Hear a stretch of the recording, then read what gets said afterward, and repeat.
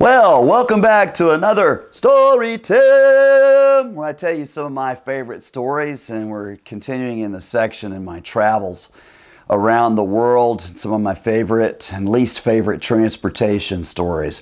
The next one I want to talk to you a little bit about is my adventure on a Kenyan train. Now, as I mentioned before, if you listen to the ones of my worst toilets on the planet experience, where you're talking about the India mail train experience, well, those are British trains, and these in Kenya are also British trains. In fact, a lot of Indians were brought over from India to Kenya to help build the trains because India was also a British colony. So I love the train systems of Brits. One of my favorite ways to travel.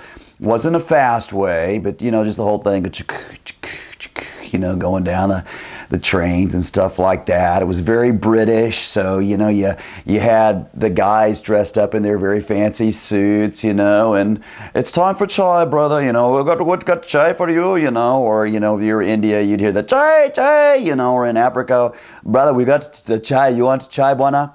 Of course we want chai. Of course, bring a chai, which is tea. So they bring us some hot tea and stuff with maziwa, which would be milk, and the chai. Because, in Kenya, they make tea differently than they do here in the States. In Kenya, we call what is chai, was basically you boil milk and then you put tea bags into the milk. So it's not really water with it. It's just milk and that.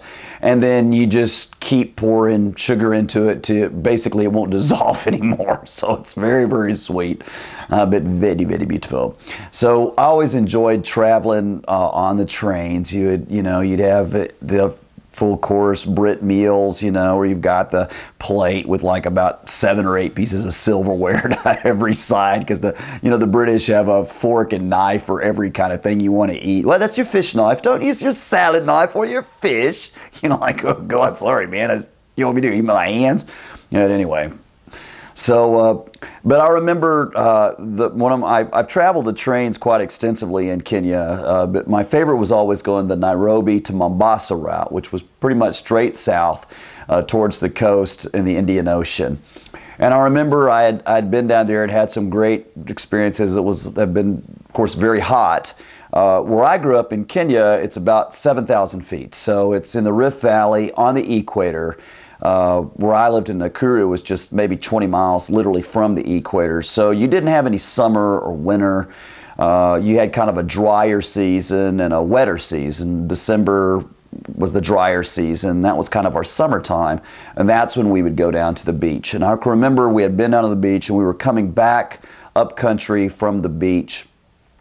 And I can remember we were riding up, and when you're coming up from the coast, the train actually drives more slowly. But I can remember I was smelling something when I was in the bed. I was like, something was like, I said, is that smoke? Listen, you never want to be on any transport where there's smoke, right? I mean, yes, on a train, at least maybe you could jump off, but but smoke does not equal good. And we were about halfway from Mombasa to Nairobi, and you travel through Tsavo is this gigantic game preserve, which is probably, I would say, maybe 75 miles long and at least 50 miles wide, maybe double that. I mean, when I'm thinking about it, it could be 100 miles long. It was huge, Tsavo. And during the dry season like that, you may have heard of what they call slash and burn, which is the Maasai people, they were the ones who, the very tall Africans, they were nomadic cattle raisers. They were the guys who would put like a red mud and cow dung, kind of mix that up and put it in their hair, so their hair kind of looked like kind of this red colored from this cow dung mud. And I'll tell you, I've had some times when you rode with those guys in the car, you want to roll down all the windows, baby, But one of the things that they did in order to get grass for the cattle is they would do slash and burn, which basically you would cut down all the underbrush and you would just burn it.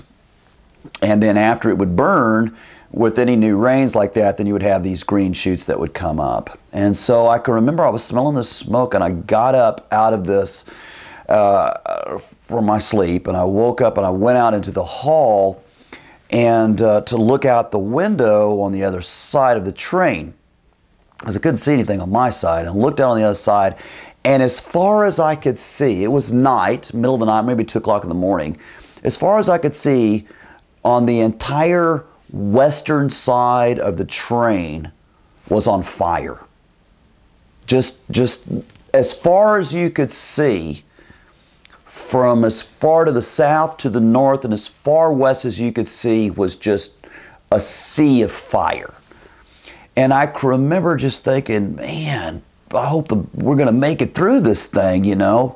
Fortunately, that it hadn't jumped the rails to set the other side, which would be Savo East. That was Savo West, to set that all on fire too, which probably my side would end up doing that as well. But I can remember looking out into that expanse of just fire, and I was reminded of like H.G. Wells, you know, War of the Worlds. It looked like this was like the end of the world. It was just a sea of fire as far as you could see. Eventually, after we had ridden on the train for maybe another 20 minutes, we finally broke free of all that smoke and fire. But I can remember, it's still deeply ingrained in my mind, this just as far as you could see something being on fire. The closest I ever felt to being like, this is what hell was going to be like, or the end of the world, was there on that train coming back from Mombasa to Nairobi. And that was another story time.